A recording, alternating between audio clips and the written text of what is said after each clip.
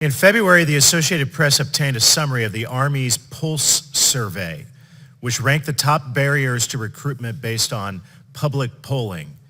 Representative Waltz and I asked the Army to send us the underlying data, and we never got it. The Army said that they'd hired an outside polling firm with confidential methods, so instead of the actual poll, they sent us a vague summary. Dr. Schaefer, what's the point of paying for a poll about recruiting if you can't share the data with the policymakers who are trying to actually fix the recruitment crisis? I'll look into that. I wasn't aware that you didn't receive it. Okay, we appreciate you looking into that, and as I said, we've asked for it, we never got it.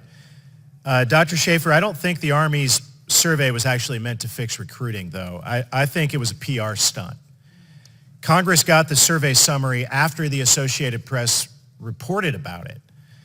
And here's the Associated Press's headline, quote, Army sees safety, not wokeness, as top recruiting obstacle. So it really feels like this is a PR move, not a move in good faith working with the Committee of Jurisdiction and Oversight that is tasked with helping you address this major issue of the day. So I wasn't surprised to find the actual polling data recently that actually tells a very different story from the polling data that you guys released and worked with the AP to publish. And to be transparent, I'm going to enter the findings and the crosstabs from a nationwide poll of military veterans by the American Principles Project into the congressional record so that you and anyone else in the public can actually access these results. This poll, which we can all read, found that 73% of veterans believe that the U.S. military has become too political regarding race, gender, and sexuality. Even worse, a quarter of the veterans would tell a young person not to enlist. And when those veterans were asked to explain why, in their own words, the most common reason was politics.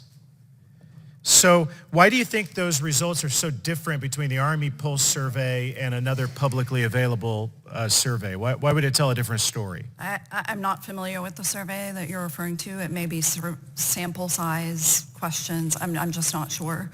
But I will say that we're looking across these surveys, and I'm worried about all of those barriers that they cite.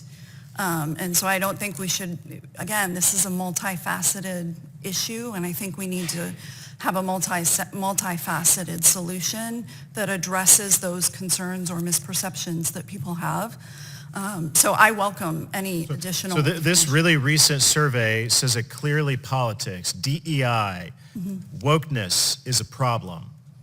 What's the Army doing to change that perception about politics being a recruitment barrier? Well, I think all of us, in the military, all of us share this responsibility to be apolitical. What's the Army doing about it?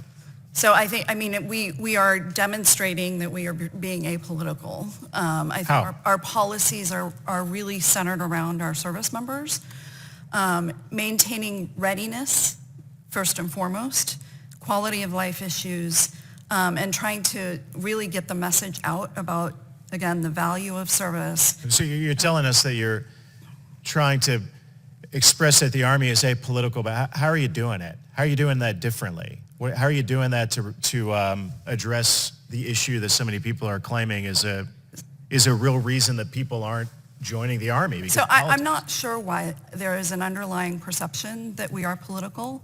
I don't know what that is, and I think we need to dig into that more. Interesting. Dr. Schaefer, 4 out of 5 recruits come from military families. And these veterans are saying the military is too left-wing and political, and they're telling their relatives not to enlist because of it. I mean, would you disagree that wokeness is a top recruiting obstacle for the Army? If people have that perception, I think that we need to address it. The data that we have seen indicates that it's not one of the top concerns. The top concerns remain concern about injury. But you just said you agree that if it is a perception, we have to address it. Yeah, I think that if there are issues out there that people are concerned about, this gets at the sort of disconnection between the country and the military right now, which I am extremely concerned about. I talked about this at my confirmation 2 years ago, confirmation hearing. We need to find ways to reestablish those ties to the country. And if people have concerns, I think that we need to address them. Okay, I ask for unanimous consent to include into the record the on-message survey to make it publicly available, and without objection, so ordered. I yield to Ranking Member Kemp.